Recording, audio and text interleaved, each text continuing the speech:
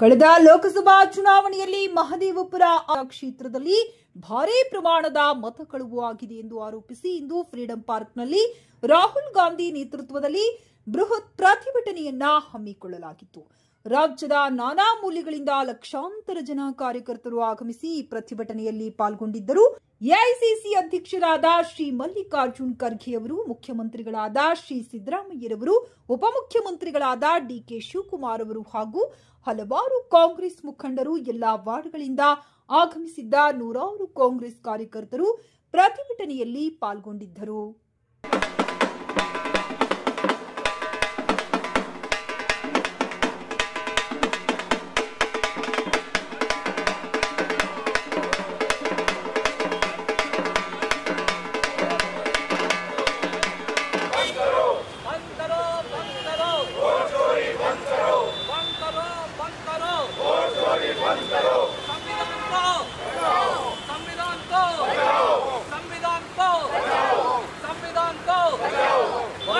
ಎಲ್ಲರಿಗೂ ನಮಸ್ಕಾರ. ಇವತ್ತು ಈ ಚುನಾವಣಾ ಆಯೋಗ ಏನಿದೆಯಲ್ಲ, ಭಾರತದ ಚುನಾವಣಾ ಆಯೋಗ, ಅದು ಚುನಾವಣಾ ಆಯೋಗ ಅಲ್ಲ, ಇದು BJP ಚುನಾವಣಾ ಆಯೋಗ ಆಗಿಬಿಟ್ಟಿದೆ. ಇಡೀ ದೇಶಾದ್ಯಂತದಲ್ಲಿ ಏನು ಚುನಾವಣೆಗಳು ನಡೆದಿದ್ದಾವೆ 2014ರಿಂದ BJP ಏನು ಕೇಂದ್ರ ಸರ್ಕಾರ ಮಾಡ್ತಾ ಇದೆ, ಅಲ್ಲಿ ನಾವು ನೋಡೋದು ಏನಂದರೆ ವೋಟ್ಗಳು ಮತ್ತು ವೋಟ್ ಕಳೆಯೋ ಅಂಥದ್ದು ಈ ಕುತಂತ್ರಗಳು ಇವೆಲ್ಲವಾಗಿದೆ. ಈಗ ಮೊನ್ನೆ ನಡೆದಂಥ ಮಹಾರಾಷ್ಟ್ರದಲ್ಲಿ ವಿಧಾನಸಭಾ ಲೋಕಸಭಾ ಕ್ಷೇತ್ರದ ವೋಟುಗಾರರದ್ದು ಲೆಕ್ಕಾಚಾರ ನೋಡಿಕೊಂಡ್ರೆ ಸುಮಾರು 1 ಕೋಟಿಯಷ್ಟು 5 ತಿಂಗಳಲ್ಲಿ ವೋಟ್ಗಳು ಜಾಸ್ತಿ ಆಗಿದೆ. ಇವು ಭಾಳಷ್ಟು ತಾರತಮ್ಯ ನಡೆದಿದೆ. ಮತ್ತು ಚುನಾವಣಾ ಆಯೋಗ ಏನಿದೆ ಅದು BJP ಪರವಾಗಿ ಅದು ಕೆಲಸ ಮಾಡ್ತಾ ಇದ್ದಂತೇಳಿ ಈ ಸಂದರ್ಭದಲ್ಲಿ ನಾನು ಹೇಳಲಿಕ್ಕೆ ಬಯಸ್ತೀನಿ. ಸರ್, ರಾಹುಲ್ ಗಾಂಧಿ ಅವರು ಪ್ರೆಸ್ ಮೀಟಲ್ಲಿ ಸಹ ದೇಶದಲ್ಲಿ ಅಕ್ರಮ ನಡೆದಕ್ಕಂಥದ್ದು ಬೆಳಕಿಗೆ ತಂದಿದ್ದಾರೆ. ಇದು ಟೀಕಾ ಪ್ರಹಾರ ಆಡಳಿತ ಪಕ್ಷದವ್ರು ನಡೆಸ್ತಾ ಇದೆ, ಏನು ಹೇಳ್ತೀರಾ ಸರ್? ನಮ್ಮ ಸನ್ಮಾನ್ಯ ಶ್ರೀ ರಾಹುಲ್ ಗಾಂಧಿ ಅವರು, leader of the opposition Lok Sabha, ಅವರು ಭಾಳ ಸ್ಪಷ್ಟವಾಗಿ ಮತ್ತು ಭಾಳ ಅನಲಿಟಿಕಲ್ ಆಗಿ ಒಂದೊಂದು ವೋಟನ್ನು ಎಲ್ಲೆಲ್ಲಿ ಹೋಗಿದೆ, ಯಾವ ಥರ ಈ ವಂಚನೆ ನಡೆದಿದೆ ಅಂತೇಳಿ ಸ್ಪಷ್ಟವಾಗಿ ನಮ್ಮ ಇಡೀ ದೇಶದ ಜನರಿಗೆ ಅದನ್ನು ಬಿಡಿಸಿ ಹೇಳಿದ್ದಾರೆ. ಇದು ನೋಡೋದಾದರೆ ನಮ್ಮ ಕರ್ನಾಟಕದಲ್ಲಿ ನಮ್ಮ ನಿರೀಕ್ಷೆ ಮಾಡಿದ್ದು 16 ಲೋಕಸಭಾ ಸೀಟ್ಗಳು ಅದು ಬರಬೇಕಂತೇಳಿ ನಿರೀಕ್ಷೆ ಮಾಡಿದ್ವಿ. ಎಕ್ಸಿಟ್ ಪೋಲ್ ಆಗಲಿ ಯಾವುದೇ ಪೋಲ್ ಆಗಲಿ ಸಮೀಕ್ಷೆ ತಗೊಂಡು 16 ಲೋಕಸಭಾ ಸೀಟ್ ಅಂತೇಳಿ, ಬಟ್ ಬಂದಿರೋದು ಬರೀ 9. 7 ಲೋಕಸಭಾ ಸೀಟಲ್ಲಿ ನಾವು ಅನಲೈಸ್ ಮಾಡೋದಾದರೆ ನಾನು ಹೇಳಬೇಕು, ತಮಗೆ ಇಲ್ಲಿ ವೋಟನ್ನು ಕದಿಯೋ ಕುತಂತ್ರ BJPಯವರು ಮಾಡಿದ್ದಾರೆ. ಮತ್ತು ಎಲೆಕ್ಷನ್ ಕಮಿಷನ್ ಆಫ್ ಇಂಡಿಯಾ ಏನು ಹೇಳ್ತೀವಿ ಅದು ನಮಗೆ ಇಲ್ಲಿ ಮಲ್ತಾಯಿ ಧೋರಣೆ ಮಾಡಿಬಿಟ್ಟು ಅವ್ರನ್ನ ಗೆಲ್ಲಿಸಿದ್ದಾರೆ ಅಂತ ಹೇಳ್ಬೋದು. ಮತ್ತು ಇಲ್ಲಿ ನಮ್ಮ ಸನ್ಮಾನ್ಯ ರಾಹುಲ್ ಗಾಂಧಿಯವರು ನಿನ್ನೆ ಈ ಮಹದೇವಪುರ ಕಾನ್ಸ್ಟಿಟ್ಯೂನ್ಸಿಯಲ್ಲಿ ನೋಡೋದಾದರೆ ಅಲ್ಲಿ ಕೂಡ ಭಾಳಷ್ಟು ತಾರತಮ್ಯ ನಡೆದಿದೆ ಮತ್ತು ಇದು ಬೆಳಕಿಗೆ ಬಂದಿದೆ. ಮತ್ತು ನಮ್ಮ ಇಡೀ ದೇಶದಾದ್ಯಂತ ರಾಜ್ಯಾದ್ಯಂತ ಜನರು ಈಗ ಅರಿವನ್ನು ಮೂಡುವಂಥ ಕೆಲಸ ನಾವು ಮಾಡ್ತಾ ಇದ್ದೀವಿ. ಎಲ್ಲ ಕಡೆ ಹೋಗಿ ಈ ಥರ ನಾವು ಹೇಳಬೇಕಾಗ್ತದೆ, ಈ ಥರ ವೋಟ್ಗಳು ಕದಿಯುವಂಥ ಕೆಲಸ ಅವ್ರು ಮಾಡೋದು. ಮತ್ತು ನೀವು ನೋಡೋದಾದರೆ ಹಿಂದ್ಗಡೆ ನಮ್ಮ ಏನು ಕಾಂಗ್ರೆಸ್ ಸರ್ಕಾರ ಇತ್ತು, ಬ್ಯಾಲೆಟ್ ಪೇಪರ್ನಲ್ಲಿ ನಾವೇನು ಚುನಾವಣೆ ನಡೆಸ್ತಾ ಇದ್ದೀವಿ, ಒಂದೇ ದಿವಸದಲ್ಲಿ ಇಡೀ ದೇಶದಲ್ಲಿ ನಡೀತಾ ಇದ್ದೀವಿ. ಈಗೇನು ಮಾಡಿದ್ದಾರೆ, EVM ಬಂದು ಆದರೂ ಕೂಡ ಈಗ ಎಲ್ಲ ರಾಜ್ಯದಲ್ಲಿ ಮತ್ತೆ ಬಿಡಿಸಿ ವೋಟ್ಗಳು ಇದು ಚುನಾವಣೆ ಡೇಟ್ಗಳು ಕೊಡ್ತಾ ಇದ್ದಾರೆ. ಇದು ಯಾಕಂದರೆ ಇದು ವೋಟನ್ನು ವರ್ಗಾವಣೆ ಮಾಡಬೇಕು, ಜನರನ್ನು ವರ್ಗಾವಣೆ ಮಾಡಿ ಇದರನ್ನು ವೋಟ್ಗಳನ್ನು ಕದಿಯುವಂಥ ಕೆಲಸವನ್ನು BJP ಇವತ್ತಿನ ದಿವಸ ಮಾಡ್ತಾ ಇದ್ದಾರೆ. ಇವತ್ತು ರಾಹುಲ್ ಗಾಂಧಿ ಅವರು ರಣಕಾಳೆ ರಾಜ್ಯದಿಂದನೇ ಸ್ಟಾರ್ಟ್ ಮಾಡಿದ್ದಾರೆ. ಇವತ್ತೇನು ಸರ್ ಹೇಳ್ತೀರಾ?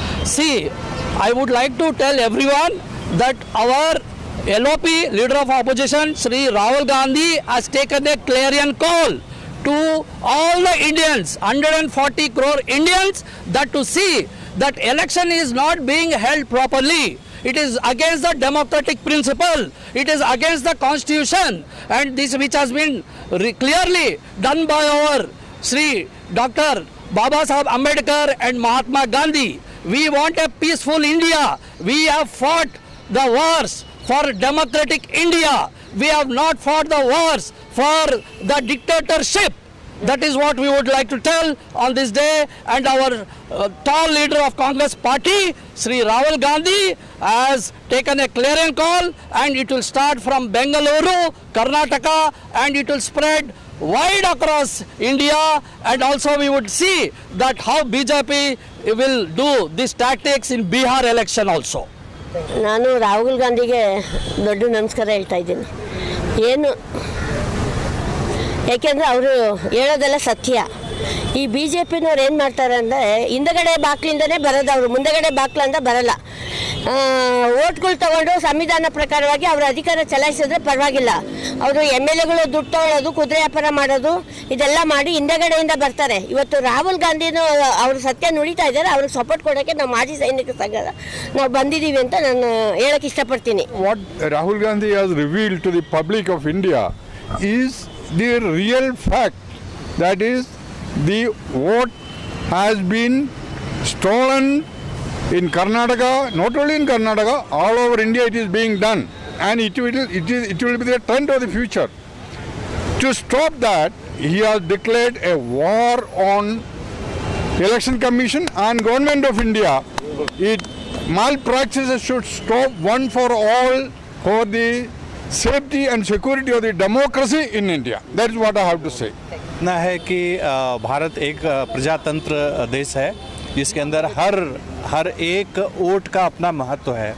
अगर हम वोट को इस तरह से चुराएंगे, कटवाएंगे, तो फाइनली हमारे सेलेक्ट किए हुए, दैट मीन्स जो पावर में है उनके सेलेक्ट हुए लोग ही वोट देंगे, तो फाइनली उनकी गवर्नमेंट मिलेगी.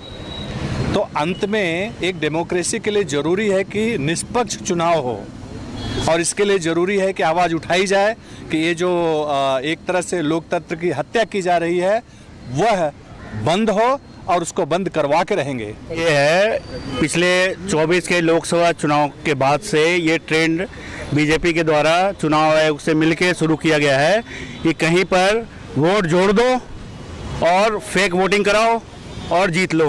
और किसी जगह जब ये पकड़ा गया, जब ये महाराष्ट्र चुनाव के बाद, हरियाणा के बाद जब ये लाइमलाइट में आया, तो इन्होंने दूसरा टैक्टिक्स अपनाया कि अब क्या करो कि इनके जो अपोजिशन के वोट को सेलेक्टिवली कटिंग कर दो, ऑन प्रिटेक्स, जो भी प्रिटेक्स लेकर के कि ये आदमी यहाँ है नहीं, वहाँ नहीं है, यह नहीं है. तो इस बोल के ये कुल मिला के ये वोट चोरी करना चाहते हैं, मैनिपुलेशन करना चाहते हैं.